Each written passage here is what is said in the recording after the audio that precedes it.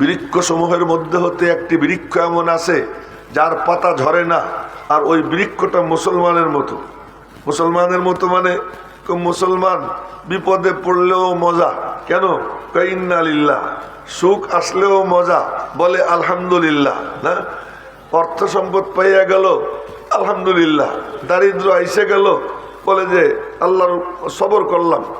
যখন মানে সমস্যা হয় সবর করে, বিপদে ধৈর্য ধরে, ইন্নাল্লাহ মাআস সাবিরিন, আল্লাহ তার সঙ্গে আছে। নিয়ামত পাইলে শুকর আদায় করে, আলহামদুলিল্লাহ। যখন শুকর আদায় করে আল্লাহ পাক বলেন, আচ্ছা তুই যখন শুকর আদায় করলি আমি তোর নিয়ামত আরো বাড়াই দিব। তো নিয়ামত পাইলেও ভালো, না পাইলেও তার জন্য কি ভালো। আল্লাহ সুস্থ আছে, ভালো মতো নামাজ কালাম পড়ে, বুড়ো হয়ে গেছে, অসুস্থ হয়ে গেছে, এখন আর পারে না ওই রকম পড়তে। ফেরেশতারা জিজ্ঞেস করে রব্বুল আলামিন এর ব্যাপারে কি করব? আগে তো তাহাজ্জুদ পড়তো, কিন্তু এখন পারে না, শুয়ে শুয়ে কয় আল্লাহ পারতেছি না, কি করব? রব্বুল আলামিন বলেন ও যৌবনকালে কি করত? যখন শক্তি সামর্থ্য ছিল তখন কি করত? ফেরেশতারা বলে যৌবনকালে এমন আমল করত। রব্বুল আলামিন বলেন ও যৌবনকালে যা করত ওর আমল নামায় তাই লিখে দেয়। এই যে অবস্থা, অসুস্থ অবস্থাও ভালো, সুস্থ অবস্থাও ভালো, এরপরে সে নিয়ামত পাইলেও ভালো, নিয়ামত না পাইলেও ভালো, সব হালাত তার জন্য ভালো। এই গাছটাও মুসলমানের মতো, তার মানে এর সব কিছু ভালো। কাটাও কামে লাগে, পাতাও কামে লাগে। এইটা আবার উপর থেকে একটু সালাইলে ওখান থেকে রস পড়ে। আবার এই গাছ কাটলে তা দিয়ে খুঁটি বানানো যায়, এর আঁশ দিয়া রিক্সার সিট বানানো যায়। মানে মাথার থেকে পা পর্যন্ত সবটা কামে লাগে। বলো তো গাছটা কি? তা সাহাবীরা সব চোখ বন্ধ করে জঙ্গলে দৌড়াইতেছে যে কোন গাছ, কোন গাছ, কোন গাছ। এরপরে কয় ইয়া রাসূলুল্লাহ আপনি বলেন, হাদিস না ইয়া রাসূলুল্লাহ, আপনি বলে দেন। নবীজি বললেন নাখলা, খেজুর গাছ। খেজুর গাছ। তো পরে বাড়ি যাইতেছে একসঙ্গে বাপ বেটা। বাপ হলো ওমর, ছেলে হলো আব্দুল্লাহ। তা আব্দুল্লাহ ইবনে ওমর বলতেছেন আব্বু আমার মাথার মধ্যে আইছিল খেজুর গাছ, বলতে মনে চাইছিল, কিন্তু পরে দেখি আপনারা মুরব্বীরা, এই আপনাদের মুরব্বীদের কারণে আমি বলে নেই। বাবা করলি কি? তুই বলতি তুই যদি বলতি না, লাল উট পাওয়া আমার কাছে যত দামি তার থেকেও বেশি দামি হইতো তোর বলাটা। বললেন। তো বলতেছিলাম ওই গাছ মুসলমানের মতো, তার মানে মানুষের মতো। মানুষের আল্লাহ না করুক হাত কেটে গেছে জিন্দা, পা কাটে গেছে জিন্দা, কান কাটা হয়েছে জিন্দা, কিন্তু কোন মানুষের সব কিছু আছে কিন্তু গলা কাটা, এই মানুষটা কি জিন্দা থাকবে? হ্যাঁ, খেজুর গাছ এমনই যে খেজুর গাছের যদি মাথা কাটে খেজুর গাছ মরে যায়। এর ডাল কাটুক, ডাইনে কাটুক, বায়ে কাটুক, সব কাটুক, কোনো সমস্যা নেই, জিন্দা থাকবে। কিন্তু মাথা কাটলে আর বাঁচে না। অনেক গাছ আছে মাথা কাটলেও আবার সেটা বাঁচে, কিন্তু খেজুর গাছ আর বাঁচে না। ওই মাথা কাটা মরা খেজুর গাছ, ওই মরা খেজুর গাছে হেলান দিয়া দো জাহানের বাদশাহ তিনি কথা বলতেন। তো বুখারী শরীফের আর এক হাদিস শুনিয়ে দিছি। এক মহিলা সাহাবী উনি এসে বললেন ইয়া রাসূলুল্লাহ ইন্নালি গুলামান নাজ্জারান। নাজ্জার মানে কারাত মিস্ত্রি। আমার একজন কারাত মিস্ত্রি গোলাম আছে, আপনি যদি অনুমতি দেন আমি ওরে দিয়ে একটা মেম্বার বানাইয়া দিই। কারাত মিস্ত্রি যে গোলাম, সে গোলামের নাম কি? এক বর্ণনা মতে বুখারী শরীফের যে আপনার টিকা আছে, ওই টিকার মধ্যে লেখা মাইমুন। আবার আরেকখানে আছে যে তার নাম হলো বাকুম। এই মেম্বারের ইতিহাস বলতেছি। এটা যে কারাত মিস্ত্রি গোলাম তার নাম মাইমুন অথবা বাকুম। এই গোলামকে দিয়ে আমি আপনার একটা মেম্বার বানাই দিই। নবীজি বললেন দাও। তো ওই মহিলা তার গোলামকে দিয়া একটা মেম্বার বানাইয়া মসজিদে এনে সেট করে দিছে। যখন সেট করে দিছে, আল্লাহর হাবিব দো জাহানের বাদশাহ তিনি ওই মেম্বারে গিয়ে বসছেন। সাহাবীরা মসজিদ ভরা, খাঁচাখাচ ভরা, কারো মাথা নড়ে না, কারো চোখ নিচের দিকে না, সব চৌকান্না নবীজির দিকে তাকাই রয়েছে। কি বলেন নবীজি শুনবেন, গোগ্রাসে গিলবেন, দেলের মুখ খোলা, কান খাড়া, দেহ মন একত্রিত করে মনোযোগ দিয়ে নবীজির কথা শুনতেন। ফল এই হইতো যে নবীজি একবার বলতেন, ওই বলার সাথে সাথে সাহাবীদের মুখস্থ হয়ে যেত। জোরে কন্যা সুবহানাল্লাহ। আচ্ছা, তা সব চৌকান্না শোনার জন্য আমাদের তো হলো এখন আওয়াজ শুনে শুনে আস্তে আস্তে লোক আসতেছে। আর নবীজির কথা শোনার জন্য অনেক আগের থেকে সাহাবীরা এসে বসে থাকতেন এবং সবার চোখ, ওই বাম চোখ নবীজির দরওয়াজায় লেগে থাকত। নবীজির হুজরা মোবারক যারা গেছেন দেখছেন, এটা হলো পূর্ব দিকে আর কেবলা হলো দক্ষিণ দিকে। দক্ষিণ দিকে মুখ দিয়ে বসলে তো পূর্বটা কোন দিক থাকে, ডাইন পাশে না বাম পাশে? কথাও কয় না, বাম পাশে।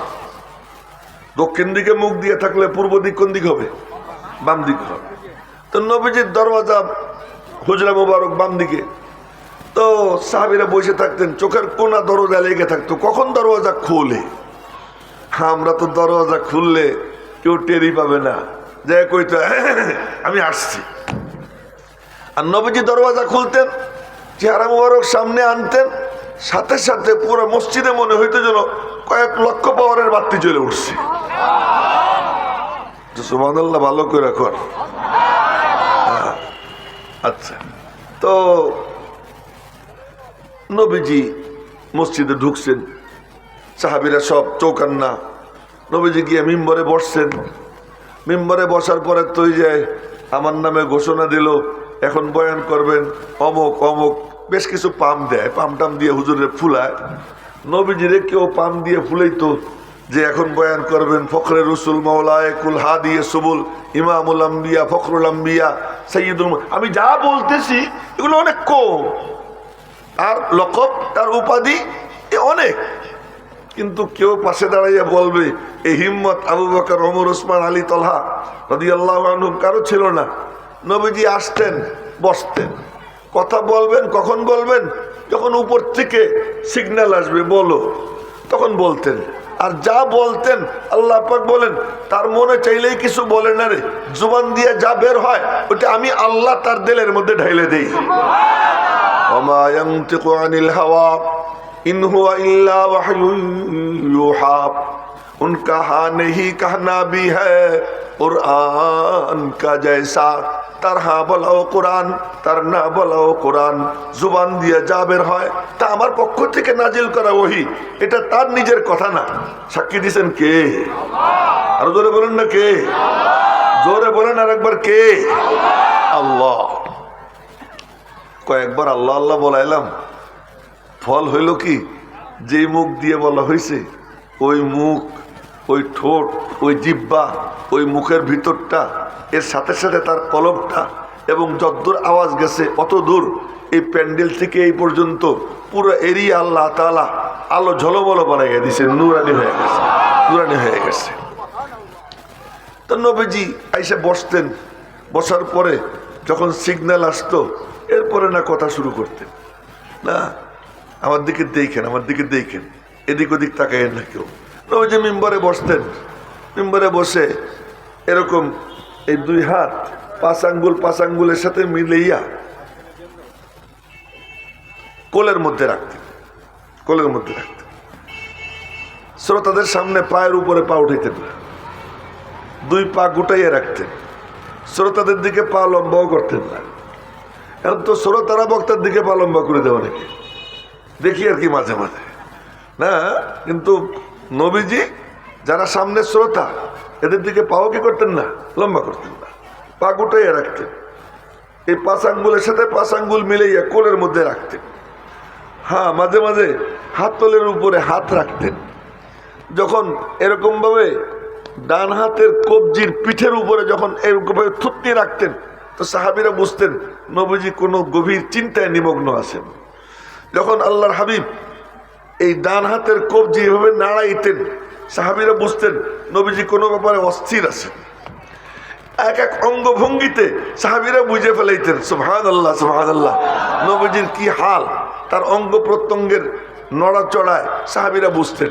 তো নবীজি মিম্বরে বসছেন, সাহাবীরা মসজিদ ভরা, তো কথা বলবেন, এর মধ্যে হঠাৎ করে বলছিলাম যে এটা কি জিনিস, কোথায় আমি বসছি, আমার যদি এই অনুভূতি থাকে, এটা বলতে গিয়ে এই ইতিহাস আপনাদেরকে বলতেছি যে এটা কোথায় কি জিনিস। তো নবীজি বসছেন, কেবল কথা বলবেন, এমন সময় মসজিদের মধ্যে কান্নার আওয়াজ।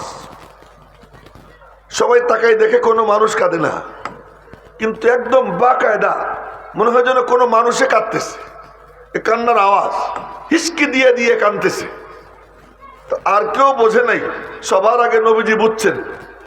নবীজির থেকে ডান দিকে ছিল, মেম্বরের থেকে ডান দিকে এই কোনাকুনি ওই গাছটা, ওই গাছ মাথা কাটা গাছ যে, যারা গেছেন তারা দেখছেন ওর গায়ে এখনো লেখা আছে উস্তুয়ানায় হান্নানা। হান্নানা মানে প্রচন্ড করন্দনকারিণী, খুব কান্না করছে, খুব কান্না করছে, এজন্য নাম হলো হান্নানা।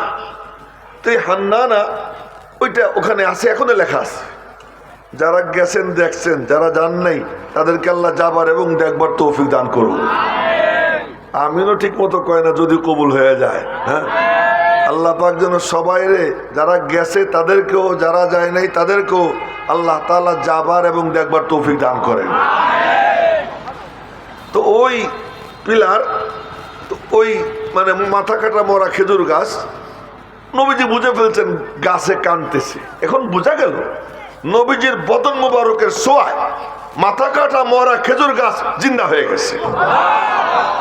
এবার চিন্তা করেন কেমন পাওয়ারফুল আমার আপনার নবীজি, তার বদন মুবারকের ছোঁয়ায় মাথা কাটা মরা খেজুর গাছ জিন্দা। তো যদি তার শরীরের ছোঁয়ার এত পাওয়ার হয়, তো তার সিরাত, তার আদর্শ, তার সুন্নত এর ছোঁয়া যদি কারো কলবে পায়, তো আল্লাহ পাক ওই মরা দিলকে জিন্দা বানাইয়া দেয়, জিন্দা বানাই দেয়। তো নবীজি নামছেন, নামে গিয়া হাদিসের ভাষা শোনেন, ফালতাজামাহু, নবীজি জড়াই ধরছেন গাছটাকে। অন্য হাদিসে আসছে ফাতানাকাহু, নবীজি তার গলা মুবারক ওই গাছের সাথে মিশাইছেন, মিশাইয়া এরপরে কানে কানে কথা বলতেছেন। সাহাবীরা সব চেয়ে রয়েছে যে দুই বন্ধু পরস্পরে কথা কয়। নবীজি ওই গাছের সাথে কি করতেছেন, কথা বলতেছেন। তো গাছটাকে জড়াই ধইরা কি কি যেন বললেন। এরপরে সবাই আওয়াজ শোনে, শুনেন, আমি শুনাইতেছি, আওয়াজ শোনে। এই যে কান্না থামলে, বাচ্চার কান্না থামলে যেমন ধীরে ধীরে কান্না থামে, হাদিসে আসছে কাসসাবিয়্যিল্লাযী ইউসাক্কাত, ওই ক্রন্দনরত বাচ্চা, যে বাচ্চার কান্না থামানো হয় তার যেমন আওয়াজ, ওই রকম আওয়াজ বের হইতেছে। আর এইটা সাহাবীরা শুনতেছেন। এক পর্যায়ে কান্না থামছে। কান্না থামার পরে নবীজি এসে মিম্বরে বসছেন। মিম্বরে বসার পরে সাহাবীরা আরজ করলেন, ইয়া রাসূলুল্লাহ, কি গল্প স্বল্প হইল? দেখলাম দুইজনের মধ্যে কথা হয়। কি কথা হইল? নবীজি বলেন, ও তো কাঁদতেছিল, আমি ওরে প্রস্তাব দিলাম যে তুমি কাঁদছো কেন, আমি দোয়া করে দেই তোমার মাথায় সারা বছর ফল থাকবে। মাথা কাটা মরা খেজুর গাছ, নবীজি বলতেছেন তোমার মাথায় সারা বছর ফল থাকবে। ও আমারে বলল, না, আমি আপনার সোয়া পাইতাম, সেই সোয়ার থেকে বঞ্চিত হব, ফল দিয়ে আমি কি করব? আমি বললাম, তো তুমি কি চাও? তো বলল, কিয়ামতের দিন আপনি বসবেন না। আমি বলছি, হ্যাঁ বসবো। তো ওয়াদা করেন আমারে মেম্বার বানাবেন, ওয়াদা করেন আমারে মেম্বার বানাবেন। তো আমি তখন ওয়াদা করছি, হ্যাঁ তোমারেও আমি মেম্বার বানাবো। এই ওয়াদা করার পরে ও শান্ত হয়েছে। এরপরে নবীজি এসে মেম্বরে বসছে। এই মেম্বর সেই মেম্বর, যে মেম্বর থেকে কি হইতো, এখানে বসে নবীজি আল্লাহর পক্ষ থেকে নাজিল হওয়া আয়াতের তিলাওয়াত করতেন। আমি আপনাদের সামনে ছোট্ট এক আয়াত তেলাওয়াত করছি, নবীজি তেলাওয়াত করতেন, এই জন্যই তেলাওয়াত করি আমরা। ওলামা একরাম আপনাদের সামনে তেলাওয়াত করে এই জন্য করে, তেলাওয়াত করাটা ফরজে মানসাবি। নবীজির যে 4টে দায়িত্ব, তার মধ্যে এক দায়িত্ব কোরআনে কারিমের তেলাওয়াত করা। কেবলই তেলাওয়াত, কেবলই আল্লাহ পাকের কালামের তেলাওয়াত, এটা একটা আলাদা দায়িত্ব নবীজি। ওই দায়িত্ব থেকেই আমরাও আপনাদের সামনে কোরআনে কারিমের তেলাওয়াত করি। কোরআনে কারিমের তেলাওয়াত আমরা করি, একটা দৃষ্টান্ত দেই, আপনারা বোঝার চেষ্টা করবেন। এইটা মনে করেন একটা গুলি, এটা যদি আমি এখান থেকে চাইলে কথার কথা আপনাদের কারো মাথায় মারি, কার নাম নিব আবার সে মনে মনে কষ্ট পাবে, দরকার কি? কারো মাথায় যদি কপালে যদি মারি সে কি পাবে? একটু ব্যথা পাবে, কিন্তু গুলি ভিতরে ঢুকবে না, ঢুকবে না। কিন্তু সেম এই গুলিটা যদি পিস্তলে রাখা হয়, রিভলভারে রাখা হয়, মেশিন গানে রাখা হয়, স্ট্যান্ড গানে রাখা হয়, আর ওখান থেকে যদি ফায়ার করা হয়, তাহলে গুলি খালি ঢুকবে না, এদিক দিয়ে ঢুইকা ওদিক দিয়ে বের হবে, এদিক দিয়ে ঢুইকা পিছন দিয়ে বের হবে, বুকে মারলে পিছন দিয়ে বের হবে, পেটে মারলে পেটের পিছন দিয়ে বের হইয়া নাড়ি বুড়ি বের হয়ে যাবে। কেন? গুলি তো ঠিক আছে গুলি, কিন্তু আমি যে হাত দিয়ে মারছি, হাত দিয়ে মারার কারণে গুলির আসল পাওয়ার দেখা যায় না। তো গুলি মারতে হয়, আবার গুলি যেখান থেকে বের হওয়ার দরকার সেখান থেকে বের হইতে হয়।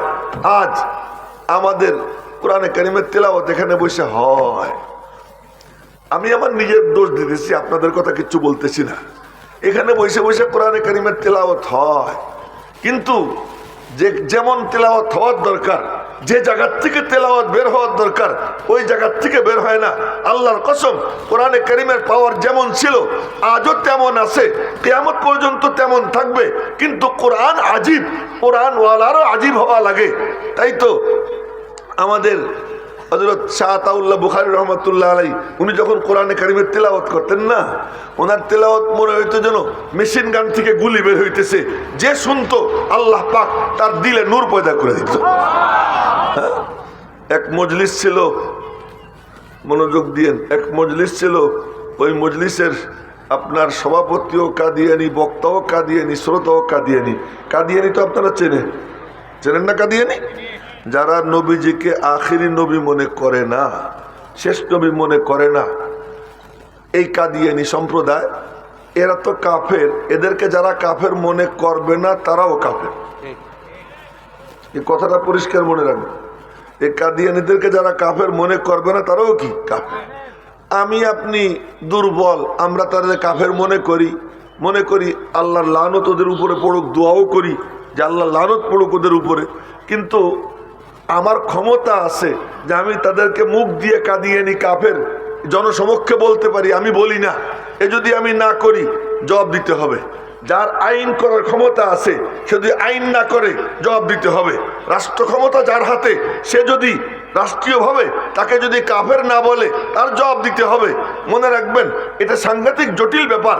এই কাদিয়ানিরা কাফের, ওদেরকে যারা কাফের মনে করবে না তারাও কাফের, তারাও কাফের। এই জন্য এই কথাটা আমি বলছিলাম খতমে নবুয়ত মহাসম্মেলনে, এই কথাটা 1 মিনিট মাত্র।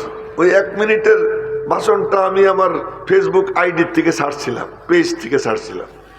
ওই পেজ থেকে ছাড়ার পরে 2-3 দিন পরে দেখি আমার পেজটা নাই, ওটা নাই।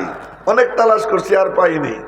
এখন নতুন একটা পেজ খুলছি, আমার ফলোয়ার্স ছিল 67,000, এখন হলো 1700। কত? 1700।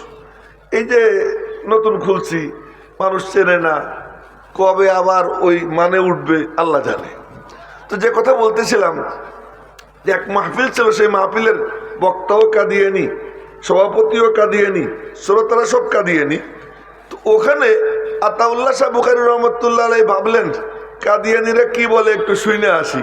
উনি তো মাথায় টুপি দিতেন না, বাবরি চুল ছিল, খালি মাথায় থাকতেন, টুপি দিতেন না। কি কারণে? যে টুপি হলো ইজ্জতের নিদর্শন। খ্রিস্টানদের গোলামি করতেছি আর সম্মানের টুপি মাথায় দেব না, যতদিন পর্যন্ত এই সাদা কুত্তার বাচ্চাদেরকে দেশ থেকে বিতাড়িত না করব অতদিন টুপি মাথায় দেব না। এই ছিল ওনার মনের ভাব, এই জন্য টুপি মাথায় দিতেন না। আতাউল্লাহ শাহ বুখারী রহমতুল্লাহ আলাইহি উনি ভাবলেন একটু গিয়ে শুনি। এক বাসে উঠছেন, আতাউল্লাহ শাহ বুখারী এক পাশে বসা, তো ওখানে আর এক বড় মৌলবী, খুব নাম করা মৌলবী, সে বসা। তো জিজ্ঞেস করছে দেখে শুনে যে আপনার নাম কি? কালবালি। কালবালি মানে কালবে আলী, আলীর কুত্তা, আলীর কুত্তা। তো আলীর কুত্তা এই নাম কেন রাখছেন? কাজে আলীর কুত্তারে আল্লাহ কিয়ামতের দিন শাস্তি দিবে না। তো জিজ্ঞেস করছে আপনার নাম কি? খিনজিরুল্লাহ। খিনজুরুল্লাহ মানে আল্লাহ শুয়োর। এটা কেমন নাম? কাজে আল্লাহ যদি আলীর কুত্তারে মুক্তি দেয় তাহলে আল্লাহ নিজের শুয়োরে তো মুক্তি দিবে। এরপরে বললেন, এই বেটা, আল্লাহর নিজের কুত্তে যেগুলা, এগুলা তো আর আলীর কুত্তে না। এই যে পথে ঘাটে ঘোরে আল্লাহ নিজের কুত্তে, এইগুলা পথে পথে লাঞ্ছিত হয়, এ লাথি মারে, ও লাথি মারে, এ গরম পানি ফেলায়, ও গরম পানি ফেলায়। এই সব কুত্তারে আল্লাহর কুত্তেগুলো লাঞ্ছিত হইতেছে, আর আলীর কুত্তারে বুঝি আল্লাহ মুক্তি দিবে। এই মানে খুব তাৎক্ষণিক কথা বলতে পারতেন। তো যাই হোক, আতাউল্লাহ শাহ বুখারী রহমতুল্লাহ আলাই উনি ওই মজলিসের মধ্যে গিয়ে গেছেন একা একা, কম্বল মুড়ি দিয়ে, ওনার যাতে কেউ না চেনে। ও আসতে হয়তো শীতকালে কম্বল মুড়ি দিয়ে বসে রয়েছে। তো আলোচনা করতে গিয়ে কেবলমাত্র কোরআন শরীফের আয়াত তেলাওয়াত করছে। তো কোরআন শরীফ যখন ভুল পড়ছে, আর ওদেরকে আমি কোরআন শরীফ ভুল পড়া, দেখবেন খাজা বাবা আছে না, খাজা বাবা, খাজা মানে খাইয়া চলে যা, একটা হলো খাজা। তো খাজা খুব সম্মানী, যেমন খাজা নিজামুদ্দিন আউলিয়া, ওনার কথা একটু বলতে চাইছিলাম কিন্তু অন্যদিকে চলে গেছি। তো খাজা এটা খুব সম্মানী, খাজা কুতুবুদ্দিন বখতিয়ার কাকি, খাজা মঈনুদ্দিন চিশতি, খাজা নিজামুদ্দিন আউলিয়া, খুব দামি। আর একটা হলো খাজা মানে খাইয়া চলে যা, কোনো কাম কুম করা লাগবে না। এই খাজারা এদের দেখবেন সব ঠিক আছে, কিন্তু কোরআন শরীফ পড়তে গেলে জিহ্বা ব্যাকা হয়ে যায়, ঠোঁট ব্যাকা হয়ে যায়, কোরআন শরীফ শুদ্ধ করে পড়তে পারে না। আল্লাহ লানত এদের উপরে। ঠিক ওই রকম এই মানে কাদিয়ানি, এ যখন কোরআন শরীফ পড়তে যায় কোরআন শরীফ পড়তে পারে না। শিয়া যখন কোরআন শরীফ পড়তে যায় কোরআন শরীফ পড়তে পারে না। কোরআনের দুশ্মন যারা, তাদেরকে আল্লাহ কোরআনে কারীম ঠিক মতো পড়তে দেয় না। যখন কোরআন শরীফ পড়তে গেছে, তো আতাউল্লাহ শাহ বুখারীর কানে আওয়াজ গেছে, ভুল পড়ে। তো উনি কম্বলের ভিতর থেকে বলছেন, আল্লাহর কালাম শুদ্ধ করে পড়, উর্দুতে বলছেন, আল্লাহর কালাম শুদ্ধ করে পড়। তো এখন সভাপতি বলতেছে, আপ কোন হে? তো মনে মনে বললেন, হিফাজতের মালিক আল্লাহ, পরিচয় দিয়েই দেই। মাথার থেকে কাপড় ফেলাইয়া, কম্বল ফেলাইয়া মাথা উঁচু করছেন, সুবহানাল্লাহ। এখন কাদিয়ানি সভাপতি, বক্তা, শ্রোতা সব দেখে তাদের এক নম্বর শত্রু আতাউল্লাহ শাহ বুখারী মাহফিলে হাজির। এখন সভাপতি বলতেছে, শাহজি আপ নিচে কিউ, স্টেজ পে তশরিফ লাইয়ে। শাহ সাহেব আপনি নিচে কেন, স্টেজে আসেন। ইজ্জত দেনেওয়ালা কে? ধরে বলেন না কে? আরে আল্লাহ নিজে বলতেছেন, ওয়ালিল্লাহিল ইজ্জাহ ওয়ালিরাসূলিহি ওয়ালিল মুমিনিন। ইজ্জত আল্লাহর, আল্লাহর রসুলের অনুসারী যারা, তাদের জন্য ইজ্জত বরাদ্দ। যারা বেঈমান, যারা মুনাফিক, যারা কাফের, ইসলামের দুশ্মন, দেখা যায় কয়দিন নাচানাচি করে, ইজ্জত পায় না, শেষ পর্যন্ত মুখ লুকানোর জায়গা পায় না। কিন্তু আল্লাহ এবং তার রসুলের অনুসারী যারা, ইজ্জত কিয়ামত পর্যন্ত আল্লাহ তাদের জন্য বরাদ্দ করে রাখছেন। সবখানে আল্লাহ ইজ্জত দান করেন। তো কাদিয়ানি সভাপতি বলতেছে, স্টেজে আসেন। স্টেজে গেছেন, হযরত কোন আয়াত ভুল পড়ছে একটু পড়ে দেন। তুমি আয়াত কেবল একটা পড়ছেন, মেশিন গান থেকে গুলি বের হয়ে গেছে, এটাই বলতেছিলাম। মেশিন গান থেকে গুলি বের হয়েছে, আয়াত একটা পড়ছেন যেটা ভুল পড়ছিল। শ্রোতারা চিৎকার দিয়ে উঠছে, আরো পড়েন। সব উর্দুতে চলতেছে, আমি বাংলা বলতেছি, উর্দু কইয়া বাংলা কইতে গেলে আবার সময় বেশি লাগবে। আবার আরো পড়েন। আর এক আয়াত পড়ছেন, চুপ করছেন। শ্রোতারা চিৎকার, আরো পড়েন। আর এক আয়াত পড়ে চুপ করছেন। শ্রোতারা বলতেছে, হুজরত মেহরবানি করে আরো পড়েন। পড়তে পারি, শর্ত আছে। কি শর্ত? একটু তর্জমাও করব, একটু তর্জমাও করব। তো বলে যে তর্জমা করেন আর যা করেন করেন, কিন্তু আল্লাহর কালামের তিলাওয়াত বন্ধ করেন না।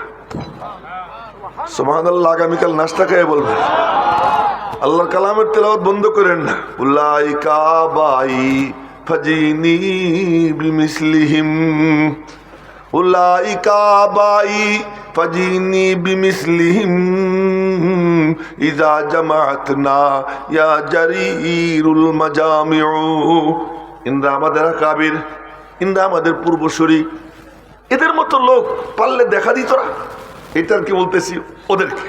তো উনি যখন এরপরে উনি তেলাওয়াত শুরু করছেন, তর্জমা শুরু করছেন, কিছু কথাবার্তা বলছেন, ওই মজলিসের মধ্যেই সভাপতি, বক্তা, শ্রোতা সব কাদিয়ানি তওবা করে সাচ্চা পাক্কা সুন্নি মুসলমান হয়ে গেছে পুরো মজলিস। তাই বলছিলাম যে তিলাওয়াত এটা বের হইতে হয় কি ওই জায়গা মতো থেকে। নবীজি তিলাওয়াত করতেন, নবীজির তিলাওয়াতের কথা পরেই বললাম। হাবশার বাদশাহ, তার নাম হলো আসহামা। কি নাম বলেন বলেন? আসহামা রাদিয়াল্লাহু তাআলা আনহু। উনি কিন্তু সাহাবী। সাহাবী হওয়ার জন্য শর্ত হলো ঈমানের সাথে এই দুই চোখ দিয়া ওই দুই চোখের দিকে তাকানো, যেই দুই চোখ আরশে আজিমে বৈশা আল্লাহ পাককে দেখে আসছে, এর কি বলে? সাহাবী বলে। তো আবু বকর থেকে নিয়ে ওয়াহশী পর্যন্ত সমস্ত সাহাবা একরাম সবাই এই দুই চোখ দিয়ে ওই দুই চোখ দেখছেন, যেই দুই চোখ আরশে আজিমে রব্বুল আলামিনকে দেখে আসছে। আল্লামা ইবনে কাইয়িম রাহমাতুল্লাহ আলাইহি বলেন, লা তুনকিরু আন্নাহু কাঈদু ওয়া লা তুনকিরু আন্নাহু ইউকাঈদু। তোমরা এটা আশ্চর্য হয় না যে নবীজি আরশে আজিমে গিয়ে বসছেন, এতেও আশ্চর্য হয় না আল্লাহ পাক নিয়ে তার মাহবুবকে আরশে আজিমে বসাইছেন। তো নবীজি ওই দুই চোখ এর দিকে যে ঈমান নিয়ে তাকাইছে তারে কি বলে? সাহাবী বলে। কিন্তু একজন ব্যক্তি এমন যে এই দুই চোখ দিয়ে নবীজির দেখে নাই, তারপরে ও সাহাবী, তার নাম হলো আসহামা। আল্লাহ তাকে সাহাবিয়াতের মর্যাদা দিচ্ছেন। নবীজির আপন চাচাতো ভাই, কাহিনী অনেক লম্বা, সেটা শোনাবো না, শুধু এতটুকু বলি। নবীজির আপন চাচাতো ভাই হযরত জাফর ইবনে আবি তালেব, যারে নবীজি বলতেন আসবাহতা খালকি ওয়া খুলুকি, জাফর তোরে দেখতেও আমার মতো মনে হয়, তোর চরিত্র আমার মতো। এই জাফর রাদিয়াল্লাহু তাআলা আনহু মুতার যুদ্ধে যিনি শহীদ হয়েছেন, ওনাকে বলা হয় জাফরে তৈয়ার। ডান হাত কাটছে, পতাকা ডান হাতে ছিল, ডান হাত কাটছে, খপ করে পতাকা বাম হাত দিয়ে ধরছেন, পতাকা পড়তে দেন নাই। উনি ছিলেন আমিরুল জায়েশ, প্রধান সেনাপতি। দ্বিতীয় হাত কাটছে, বাম হাত কাটছে, পতাকা পড়তে দেন নাই, চিত হয়ে শুয়ে পড়ছেন। শুয়া বুকের উপরে স্ট্যান্ড রাইখা এই পতাকা এইভাবে আটকাই রাখছেন, কিন্তু পতাকা জমিনে পড়তে দেন নাই। মারতে মারতে ওনাকে মেরে ফেলছে, কিন্তু তবুও পতাকা জমিনে পড়তে দেন নাই। নবীজি মিম্বরে বৈশা বৈশা ওই দৃশ্য দেখতেছিলেন, ১,৫০০ মাইল দূরের দৃশ্য। নবীজি বৈশে বসে দেখতেছেন আর বলতেছেন, এই যে আমার ভাই জাফর পতাকা ডান হাতে নিল, ডান হাত কেটে ফেলছে, কিন্তু সে পতাকা পড়তে দেয় নাই, বাম হাত দিয়ে ধরছে, বাম হাত কেটে ফেললো। ওয়াইনাহু তাজরিফান, নবীজির দুই চোখ দিয়া মুক্তার দানার মতো চোখের পানি গড়াইয়া গড়াইয়া পড়ে। সাহাবীরা দেখতেছেন। এরপর নবীজি বলেন, এই যে আমার ভাই পতাকা পড়তে দেয় নাই, ও পতাকা বুকের উপর রাইখা আটকাইয়া চিত হয়ে শুয়ে পড়ছে। এই যে মারতে মারতে আমার ভাইকে শহীদ করে দিল। নবীজির দুই চোখ দিয়ে পানি পড়তেছে। কিছুক্ষণের মধ্যে সাহাবা একরাম দেখে নবীজির মুখ দিয়ে মুস্কি হাসি। বলে, ইয়া রাসূলুল্লাহ, মুস্কি হাসতেছেন? হাসতেছি হলো এই দৃশ্য দেখা যে আমার ভাইরে আল্লাহ তাআলা দুইটা পাখনা দিছে, জান্নাতে উড়ে বেড়াইতেছে, যেখানে মনে চাইতেছে সেখানে উড়ে বেড়াইতেছে। এই জন্য ওনাকে বলা হয় জাফরে তৈয়ার রাদিয়াল্লাহু তাআলা আনহু। উনি হাফসার হিজরাতে গিয়েছিলেন। তো হাফসার ওই হিজরাতে ওখানে যাওয়ার পরে মক্কার মুশরিকরা দুইজনকে পাঠায়। সেই দুইজনের একজন হলেন আমর ইবনুল আস রাদিয়াল্লাহু তাআলা আনহু, যিনি পরবর্তীতে মুসলমান হয়ে গেছেন। আর একজন আর এক কাট্টা কাফের ছিল। এই দুইজন যাওয়ার পরে তারা গিয়ে মন্ত্রীদেরকে ঘুষ দিছে। ঘুষ দিয়ে বলে কি, আসহামা কি এমনে এমনে না দেখে সাহাবী হয়েছে? হ্যাঁ, কেউ যদি কুরবানি করে, ত্যাগ স্বীকার করে, আল্লাহ পাক তার বদলা দিয়ে দেয়। ইন্না রাব্বাকুম লাগাফুরুন শাকুর, তোমাদের রব বড় ক্ষমা করনেওয়ালা, বড় শুকুর গুজার। একটুখানি করে দেখো আল্লাহর জন্য, দেখো আল্লাহ কি দেওয়া দেয়। তো আসহামা তার মন্ত্রী পরিষদ সব আগের থেকে তারা টাকা পয়সা দিয়ে ভাও করে ফেলাইছে। ওরা যাতে সামনে না আসে, এমনি ওদেরকে আমাদের হাওয়ালা করে দাও। তো গিয়ে বলছে যে আমাদের কিছু সন্ত্রাসী এখানে এসে আশ্রয় নিছে, আপনার দেশও বরবাদ করে ফেলাবে, এগুলোরে আমাদের হাওয়ালা করে দেন। মন্ত্রীরা বলে যে হ্যাঁ জাহাপানা, এটাই করা উচিত। আসহামা বললেন যে আচ্ছা, ওরা যারা আসছে ওরা কোথায় আছে? বিভিন্ন জায়গায়। ওদের সাথে কথা না বললে আমার দেশ থেকে আমি বিদায় করব না, আগে দেখবো, ডাকো। তো বাদশার যা মর্জি, তার বিরুদ্ধে আর কথা কয় কেমনে? ডাকাইছে। ডাকাই আইনে জিজ্ঞেস করছে যে আচ্ছা, তোমাদের যে নবুয়তের দাবি করছে সে কেমন, কি বলে টলে? হযরত জাফর আগে বেড়ে বললেন, উনি কেমন, কি বলে টলে ফয়সালা আপনি কইরেন, ওনার উপরে যা নাজিল হয় আমি তা একটু শুনেই। এটাই বলছিলাম যে গুলি যদি মেশিন গান থেকে বের হয়, স্টেন গান থেকে বের হয়, তখন তার আসর কি হয়। এবার দেখেন জাফর তৈয়ার রাদিয়াল্লাহু তাআলা আনহু উনি বললেন, ফয়সালার ভার আপনার উপরে, আমি শুধু শুনেই ওনার উপরে যা নাজিল হয়। তো আসহামা বলল পড়েন। তখন উনি সূরা মারিয়াম তেলাওয়াত শুরু করলেন। আমি দুই এক আয়াত এমনি পড়বো, সুর টুর না। বিসমিল্লাহির রহমানির রহিম। কাফ হা ইয়া আইন সাদ। যিকরু রাহমাতি রাব্বিকা আবদাহু যাকারিয়া ইয নাদা রাব্বাহু নিদাআন খাফিয়া قال رب إني وهن العظم مني واشتعل الرأس شيبا ولم أكن بدعائك رب شقيا। পড়তে পড়তে এই সূরা পড়তেছে, এর মধ্যে আছে ওয়াজকুর ফিল কিতাবি মারইয়াম ইদিন তাবাদাত মিন আহলিহা মাকানান শারকিয়া। আসহামা শুনতেছে আর ঝুলতেছে। কোরআনে কারীম এ ঝুলায় কেউ যদি তেলাওয়াত শুরু করে অটোমেটিক ঝুল এসে যায়। তো আসহামা শোনে আর ঝোলে। যখন ওয়াজকুর ফিল কিতাবি মারইয়াম শুরু হয়েছে, এবার আসহামার দুই চোখ দিয়ে সমানে পানি ঝরতেছে আর বলতেছে, আহ মা আসবাহা বিকালামি ঈসা, এ তো দেখি ঈসা আলাইহিস সালামের কথার সাথে খুব মিল। এই বলতে বলতে ওই মজলিসের মধ্যেই কলেমা পড়ে মুসলমান হয়ে গেছে। মুসলমান হইয়া তারপরে বলে কি, এই যারা যে দুইটা আইছে যা বের হয়ে যা। ঘুষ টুস দিয়ে তো মন্ত্রীকে রাজি করছিল, কিন্তু সেই ঘুষ টুস দিয়েও কোনো লাভ হয় নাই, দরবার থেকে বিতাড়িত হয়ে গেছে। ওখানে আসহামা কালেমা পড়ে মুসলমান হইয়া এরপরে বলে কি, শাগরেদ যখন এমন, না জানি উস্তাদ কেমন। দেখেন বলে কি, শাগরেদ যখন এমন, না জানি উস্তাদ কেমন। তো উস্তাদরা দেখার জন্য 70 জন পাদ্রী পাঠাইছে মদিনা শরীফ। তো বাসা 70 পাদ্রী মদিনা মুনাব্বরায় গিয়া নবীজির সামনে হাজির হয়েছে। বলে কি, আপনার উপর কি নাজিল হয় একটু পড়েন শুনি। নবীজি সূরা ইয়াসিনের তেলাওয়াত করছেন। ওই 70 পাদ্রী কাঁদতেছিল। ওই কাঁদতে কাঁদতে চোখের পানি দাড়ি দিয়ে পড়িয়া এর বুকে ভাসতেছিল। ওই অবস্থায় 70 জনের 70 জনই কলেমা পড়ে মুসলমান হয়ে গেছে। আমার বলার মাকসাদ হলো যে কোরআনে কারীম গুলির থেকে বেশি পাওয়ারফুল। যদি এটা জায়গা মতো কোনো জায়গার থেকে বের হয়। আমরা কোরআন শরীফ পড়ি, কিন্তু আমি নিজে অমন না। ইন্না সামি'না কুরআনান আজাবা। কোরআন তো আজিব, কিন্তু পড়নেওয়ালা কিনা আজিব না। আজকে এই চেয়ারে আমরা যারা বসি, মাফ করে দিয়েন, উলামা ইকরামের কাছেও ক্ষমা চাইতেছি, কি তা হলো কি, সুর আছে নূর নাই, হুঙ্কার আছে পাওয়ার নাই, এমনি নাচানাচি হয়, নর্তন কুর্দন হয়, সুরের মূর্ছনায় সব মুগ্ধ হয়ে যায়, কিন্তু দিলের মধ্যে বাতি জ্বলে না। দিলের মধ্যে বাতি জ্বলে না। নবীজি তেলাওয়াত করতেন, তেলাওয়াত আলাদা একটা কি ছিল, ফাংশন ছিল, আলাদা একটা দায়িত্ব ছিল। তো বলতেছিলাম এই মিম্বরে বসা, এই অনুভূতি নিয়ে বসা, যে আমি কোথায় বসছি, মনে আছে কি বলতেছিলাম, আমি কোথায় বসছি, এই অনুভূতি থাকা। আমি যে বলবো আমার, যে আমি তো যেমন তেমন জায়গায় বসিনি, এখানে বসে নবীজি বসতেন। নবীজি আমাদেরকে লাইসেন্স দিয়ে গেছেন, তোরা বসবি, তোদেরকে আমি লাইসেন্স দিয়ে গেলাম। ওই লাইসেন্স দেওয়ার কারণে আমরা এখানে বসতে পারি। যদি ওই সিফাত অর্জন করতে পারতাম, তাহলে আমাদের অত চিল্লাচিল্লি লাগতো না, এমনি বসে থাকতাম, কিছু আয়াত সাদামাটা তিলাওয়াত করতাম, কিছু হাদিস সাদামাটা ভাবে বলতাম, বানাইয়া সানাইয়া কায়দা কুয়দা কইরা এরকম খুব করে পেশ করার দরকার ছিল না।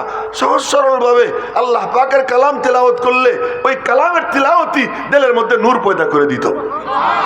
কিন্তু আজ কোরআন তো আজিব, কোরআনওয়ালারা কিনা আজিব না। আমি বলছিলাম আপনাদেরকে যে আমি এখানে বসা, আমারও ওই অনুভূতি দরকার, আমি কোথায় বসা। আপনাদেরও অনুভূতি দরকার যে আপনারা কোথায় বসা, আপনারা কোথায় বসা। আমার অনুভূতি দরকার, আমি কে। আপনাদের এই উপলব্ধি দরকার, আপনারা কারা। নিজেরে চেনা ফরজ, ওয়াজিব। অহংকার করা হারাম। আমি ইয়াহিয়া মাহমুদ, আমার এই উপলব্ধি থাকা যে আমি নবীজির রেখে যাওয়া চেয়ারে বসছি, এই উপলব্ধি থাকা আমার জন্য ওয়াজিব। কিন্তু আমি এখানে ওয়াজ করতে বসছি, এই ভাব মনের মধ্যে হারাম। দেখেন নবীজি তার মতো এত বিনয়ী আর কেউ ছিলেন না। আল্লাহ পাকের কাছে উপরে উঠার একমাত্র সিঁড়ি বিনয়। যার যত বিনয় সে তত উপরে উঠবে। এই জন্য নবীজির পরিচয়টা কি? আল্লাহ যখন সবচেয়ে উপরে নবীজিকে নিয়ে যাইতেছে তখন কি সুবহানাল্লাযী আসরা বিরাসূলিহি, সুবহানাল্লাযী আসরা বিনবিয়িহি, সুবহানাল্লাযী আসরা বিসাইয়্যিদিল মুরসালিন, না না না, বিশাফিল মুজনিবিন না, সুবহানাল্লাযী আসরা বিআবদিহি, এটা তো রজব মাস। সুবহানাল্লাযী আসরা বিআবদিহি, কি আজীব কারনামা আঞ্জাম দিলেন আল্লাহ, মহান পবিত্র আল্লাহ। সুবহান, আজীব কারনামা আঞ্জাম দিলেন আল্লাহ তাআলা, ওই মহান সত্তা যিনি নিয়ে গেলেন রাত্রিকালীন ভ্রমণে, রাতের বিশেষ এক অংশে তার বান্দাকে, দেখছেন কাকে? তার বান্দাকে, তার গোলামকে, আমার সবচেয়ে বড় গোলাম আমার মাহবুব মুহাম্মদুর রাসূলুল্লাহ সাল্লাল্লাহু আলাইহি ওয়াসাল্লাম, জোরে বলেন না সাল্লাল্লাহু আলাইহি ওয়াসাল্লাম। সবচেয়ে বড় গোলাম যেহেতু, এজন্য আলী মাকাম তার, সবচেয়ে বড় গোলাম তিনি, এজন্য বড় মাকাম তার। কত বড় মাকাম! এই মাকামের ধারে কাছেও কেউ যাবার পারে নাই। আর সে আজিমে নিয়ে বসাইছেন, আর সে আজিমে নিয়ে বসাইছেন কেন? সবচেয়ে বড় গোলাম, এজন্য সবার ঊর্ধ্বে আল্লাহ তারে উঠাইয়ে নিয়ে গেছেন। আবদিয়াত, বিনয়, বিনয় এটা হলো উপরে ওঠার সিঁড়ি। কথাটা মনে থাকবে, কি বললাম? যে বিনয়, নম্রতা, এটা উপরে ওঠার সিঁড়ি। এজন্য আল্লাহ পাকের হুকুম কোরআনে কারীমের মধ্যে, ইয়া আইয়ুহাল্লাযীনা আমানু, ও ঈমানদার বান্দারা, ইরকাউ, ঝোঁকো, ওয়াসজুদু, কপাল জমিনে ঠেকাও, আমার কদমে ঠেকাও, ওয়াবুদু রাব্বাকুম, সচ্চা পাক্কা গোলাম বানো, আফআলুল খায়র, আমার যা পছন্দ ওই কামগুলো করো, লাআল্লাকুম তুফলিহুন, তোমাদের টেনশন করতে হবে না, আমি আল্লাহ কোলে কইরা উপরে উঠাইয়া জান্নাতে পৌঁছে দেব। উপরে উঠার সিঁড়ি এটা হলো কি? বিনয়। যার মধ্যে যতটা বিনয় তার মাকাম কি তত উপরে। এই জন্য একটা হলো বিনয়। নবীজির থেকে বিনয়ী কেউ ছিলেন না। নবীজি বলতেন যে লা তুতরুনি কামা আত্রাতিন নাসারা, তোমরা আমার ওরকম পাম দিও না যেমন খ্রিস্টানরা ঈসা আলাইহিস সালামরে পাম দিছে। খামাখা প্রশংসা করতে করতে আল্লাহর বেটা বানাইছে, আল্লাহ বানাই ফেলাইছে। আমারে তোমরা ওইরকম করো না। আবার অন্যখানে বলেন লা তাকুলু আনা খায়রুম মিন ইউনুস ইবনে মাত্তা, তোমরা বইলো না আমি ইউনুস থেকে ভালো, এ কথা বইলো না। আর এক হাদিসে বলেন কি? সুবহানাল্লাহ, লা তুফাদ্দিলুনি বাইনাল আম্বিয়া, নবীদের মধ্যে তোমরা আমারে বইলো না যে আমি সব নবীর থেকে ভালো, এরকম বইলো না। এইগুলো নবীজির এক ভাষা। আর এক পৃষ্ঠে দেখেন নবীজি বলতেছেন আনা সাইয়্যিদু বুলদি আদম ইয়াউমাল কিয়ামা ওয়ালা ফখরা, আমি বনি আদমের সর্দার হব কিয়ামতের দিন। এটা কোনো অহংকার করতেছি না, বাস্তব বর্ণনা করতেছি, বাস্তব কথাটা তোমাদেরকে শুনাইতেছি। ওয়াবিয়াদি লিওয়াউল হামদি ইয়াউমাল কিয়ামা ওয়ালা ফখরা, আমার হাতে আল্লাহ পাকের প্রশংসার পতাকা থাকবে কিয়ামতের দিন, কোনো অহংকার করে বলতেছি না। ওয়া আনা আউয়ালু শাফিঈন ওয়া আউয়ালু মুশাফফাঈন, আমি প্রথম সুপারিশ করব, সর্বপ্রথম আমার সুপারিশ গৃহীত হবে আল্লাহ পাকের দরবারে। কি আজীব আজীব কথা বলতেছেন! একদিকে বলতেছেন এক কথা, এদিকে আর এক, বলে এটা কি? দ্বিতীয়টা বললাম এটা আমার আত্মপরিচয়, আমার আল্লাহ এটা এই মাকাম দান করছেন, এটা তোমাদের জানা থাকা দরকার। তো আত্মপরিচয়, আত্ম উপলব্ধি এটা ওয়াজিব, আর অহংকার করা কি হারাম। হযরত ওমর রাদিয়াল্লাহু তাআলা আনহু তাওরাত পড়তেছেন, তাওরাত। আবু বকর সিদ্দিক বসা, নবীজির চেহারার দিকে তাকাই দেখেন নবীজির চেহারা রাগে অগ্নিশর্মা। হযরত আবু বকর বলেন ওমর চেহারা দেখছো? হযরত ওমর নবীজির চেহারার দিকে তাকাইয়া সাথে সাথে ভয় পেয়ে গেছে, তাওরাত বন্ধ করে এরপরে হাঁটু গাইড়ে বৈশা এখন বলতেছেন রাদিতু বিল্লাহি রাব্বা ওয়া বিল ইসলামি দীনা ওয়া বি মুহাম্মাদিন নাবিয়্যা, আল্লাহ থাকতে আর কোনো রব দরকার নাই, আল্লাহ থাকতে আর কোনো রব দরকার নাই, ইসলাম পাওয়ার পরে অন্য কোনো দিন আমার দরকার নাই, আপনারে পাওয়ার পরে আর কারো দিকে তাকানোর দরকার নাই। এই কথা বলতে বলতে নবীজির রাগ পানি হয়েছে। রাগ পানি হওয়ার পর নবীজি এরপরে বলেন ওমর তুমি তাওরাত পড়ো, তুমি জানো আমি কে? লাউ কানা মূসা হাইয়ান, যদি মূসা জিন্দা থাকতেন, লামা ওয়াসিয়াহু ইল্লা ইত্তিবাই, তাহলে মূসার আমাকে অনুসরণ করা ছাড়া কোনো গতি ছিল না, সেও তোমার মতো আমার শাগরেদ হইতো। এটা হলো কি আত্মপরিচয়।